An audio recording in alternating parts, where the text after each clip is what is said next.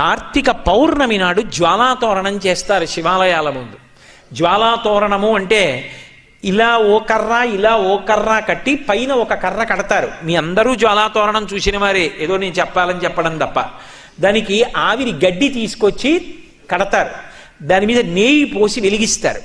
వెలిగించి ఆ మంట అంటుకోవడం ప్రారంభం అవగానే పల్లకీలో పార్వతీ పరమేశ్వరుల యొక్క ఉత్సవమూర్తులను ఉంచుకొని ఆ మంట కింద నుంచి 3 మార్లు వెళ్ళొచ్చేస్తారు.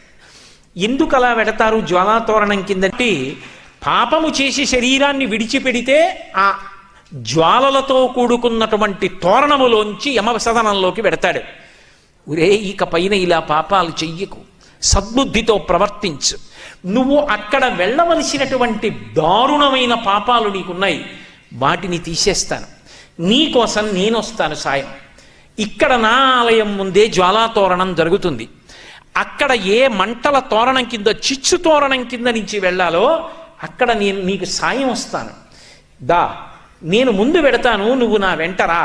ఇక్కడే జ్వాలాతోరణం కింద నుంచి వెళ్ళొచ్చావు కనుక ఇక అక్కడ వెళ్ళవలసిన అవసరం తీసేశాను కదా అని మళ్ళీ వచ్చే ఏడాది కూడా వద్దామని పాపాలు మొదలుపెట్టకు. బుద్ధి మార్చుకొని, నేను ఇంత నీకు అనుగ్రహించాను కాబట్టి నా అనుగ్రహాన్ని గుర్తు పెట్టుకుని ప్రేమతో నేను చెప్పినట్టు బ్రతుకు ఇక పైన.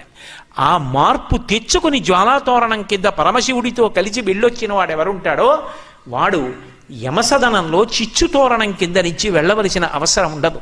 అంటే ఈ